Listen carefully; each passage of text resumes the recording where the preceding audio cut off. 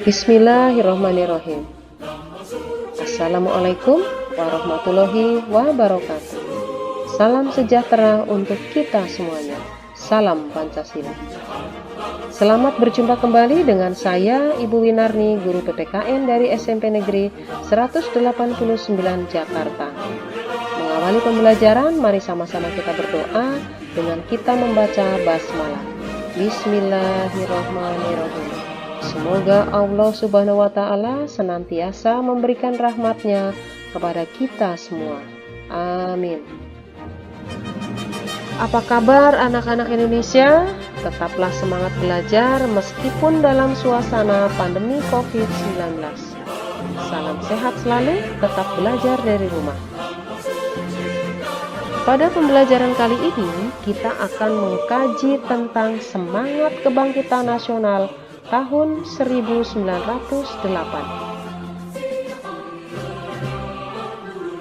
Khusus untuk pertemuan kali ini, kita akan mengkaji tentang kondisi bangsa Indonesia sebelum tahun 1908. Anak-anak semuanya, pada pembelajaran ini kalian diharapkan yang pertama dapat menganalisis kondisi bangsa Indonesia sebelum tahun 1908.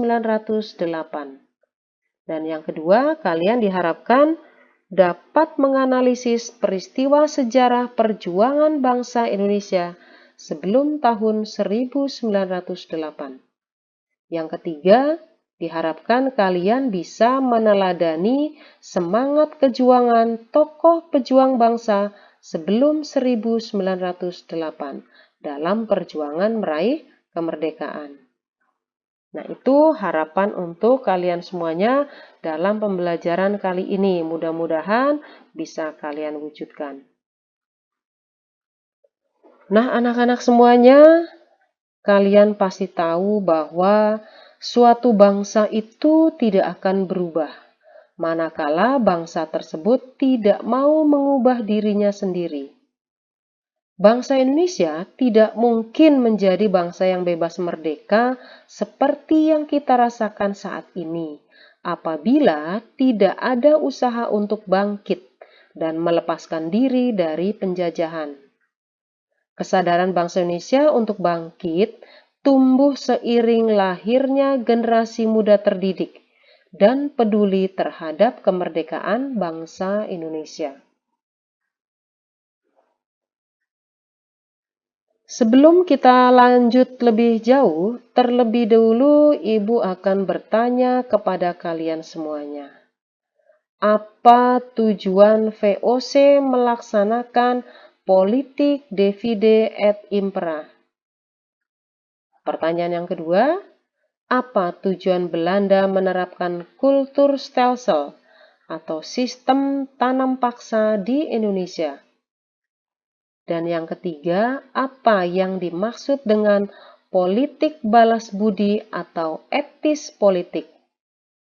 Nah, untuk kalian bisa menjawab beberapa pertanyaan tadi, mari sama-sama kita simak pembahasan berikut ini.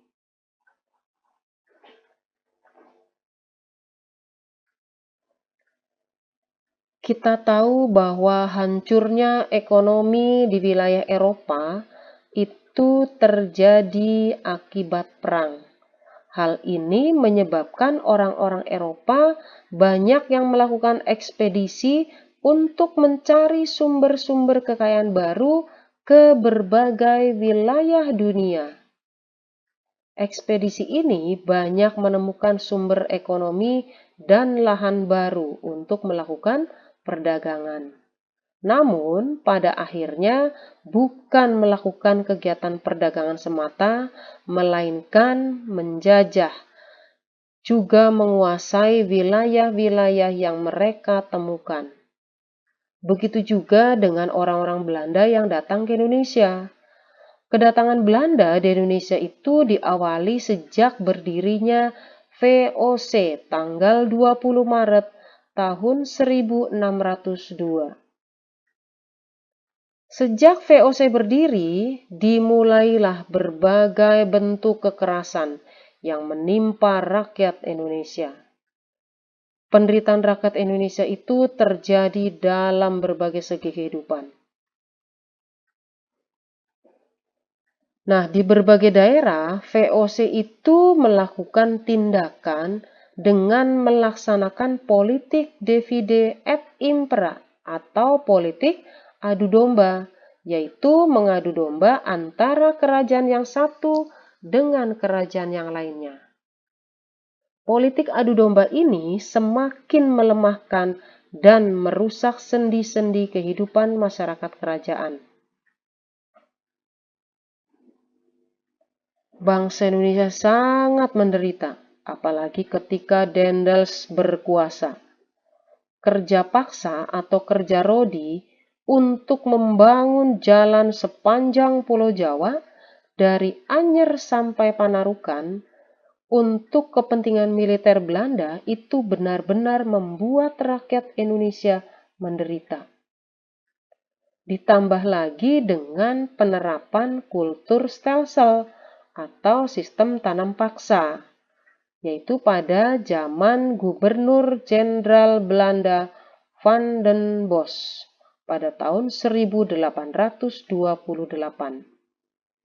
Sistem tanam paksa tersebut mewajibkan rakyat menanami sebagian dari sawah ladangnya untuk ditanami tanaman yang ditentukan oleh pemerintah Belanda. Dan hasilnya pun diserahkan kepada pemerintahan Hindia Belanda.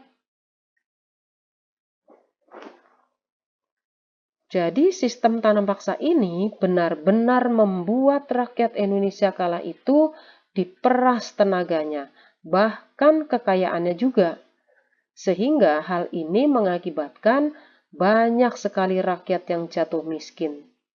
Kekayaan yang diserahkan oleh rakyat Indonesia itu dibawa oleh Belanda ke negerinya untuk membangun negeri Belanda itu menjadi salah satu negara kaya di Eropa. Nah, kita bisa melihat betapa penderitaan bangsa Indonesia itu yang berkepanjangan akhirnya menimbulkan atau sekaligus membangkitkan benih-benih perlawanan di berbagai daerah di Indonesia. Perjuangan melawan penjajah di berbagai daerah diantaranya dipimpin oleh ulama ataupun kaum bangsawan.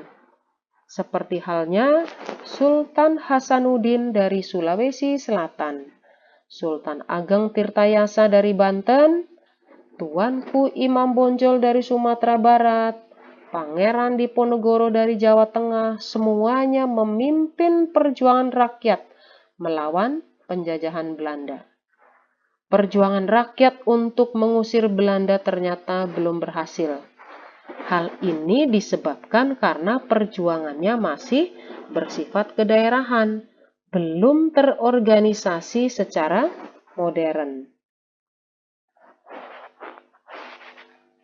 Nah, anak-anak semuanya, betapa penderitaan rakyat Indonesia itu sangat panjang. Perjuangan para pahlawan Indonesia di dalam merebut kemerdekaan harus senantiasa kita teladani. Seperti halnya perjuangan para pahlawan-pahlawan yang tampak pada gambar berikut. Kali ini Ibu akan bertanya kembali kepada kalian. Pasti kalian tahu gambar-gambar ini siapa. Jadi, kalian sebutkan siapa nama tokoh pejuang pada gambar 1 sampai gambar ke-7. Nah, kemudian apa peran masing-masing tokoh tersebut dalam perjuangan bangsa Indonesia? Silahkan kalian ceritakan secara singkat tentang kehebatan tokoh-tokoh pejuang tersebut. Lalu, laporkan hasil pekerjaan kalian kepada Bapak dan Ibu guru. Nah, anak-anak Indonesia, sekarang coba kembali perhatikan gambar pada layar berikut. Barangkali di antara kalian pernah mendengar namanya atau mungkin tahu sedikit banyak tentang tokoh-tokoh pada gambar tersebut. Penderitaan yang dialami bangsa Indonesia ternyata menyadarkan beberapa orang Belanda yang tinggal di Indonesia. Di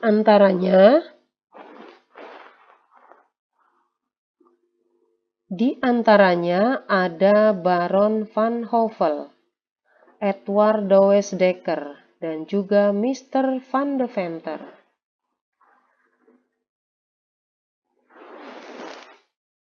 Tokoh ini adalah Baron van Houvel.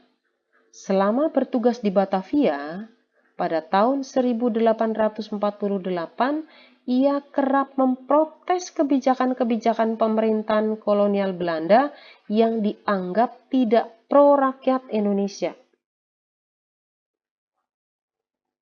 Nah, yang ini barangkali di antara kalian ada yang mengenalnya.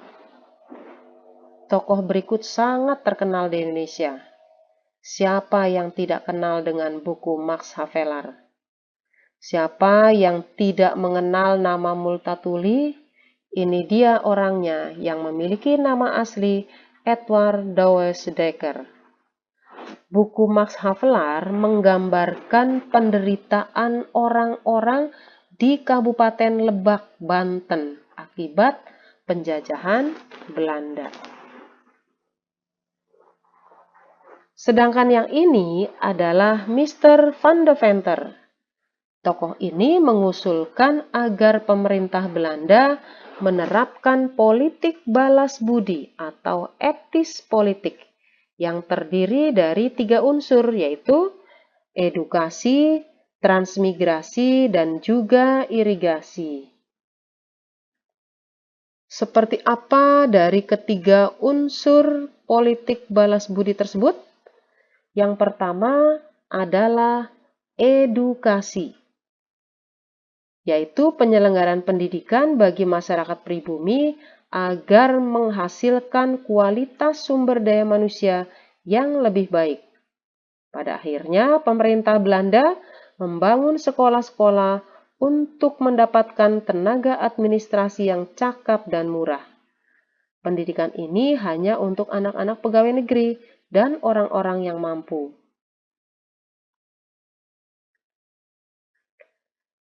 Politik balas budi yang kedua adalah transmigrasi. Nah, dalam politik ini dilakukan perpindahan penduduk dari daerah yang padat penduduknya, seperti halnya Pulau Jawa, ke daerah lain yang jarang penduduknya, agar terjadi pemerataan penduduk. Di bidang transmigrasi ini yang dilakukan keluar daerah Jawa ditujukan ke daerah-daerah yang dikembangkan perkebunan-perkebunan milik Belanda. Karena adanya permintaan yang besar akan tenaga kerja di daerah-daerah perkebunan, seperti halnya perkebunan di Sumatera Utara. Lalu politik balas budi yang ketiga adalah irigasi. Dalam politik ini dilaksanakan pembangunan sarana dan jaringan pengairan. Dilakukan untuk mengairi sawah-sawah milik penduduk sehingga bisa meningkatkan kesejahteraan penduduk. Irigasi ternyata hanya ditujukan kepada tanah-tanah yang subur untuk perkebunan swasta Belanda, sedangkan milik rakyat Indonesia tidak dialiri air dari irigasi itu. Nah, anak-anak semuanya, setelah kalian mengkaji materi tadi, sekarang saatnya kalian melakukan aktivitas dengan membuat kesimpulan pembelajaran. Silakan tulis kesimpulan tersebut pada kolom berikut. Baiklah anak-anak semua, Ibu percaya kalian sekarang sudah memahami materi tentang kondisi Indonesia sebelum tahun 1908. Mengakhiri pembelajaran kali ini, mari sama-sama kita bersyukur kepada Tuhan Yang Maha Kuasa dengan sama-sama kita membaca hamdalah. Alhamdulillahirabbil alamin. Terima kasih untuk pembelajaran kali ini. Semoga kalian tetap menjadi anak yang cerdas, berguna bagi bangsa dan negara, dan tetap menjadi anak Indonesia yang bisa dibanggakan. Kita akan berjumpa kembali pada tayangan video pembelajaran yang selanjutnya. Salam Pancasila. Wassalamualaikum warahmatullahi wabarakatuh.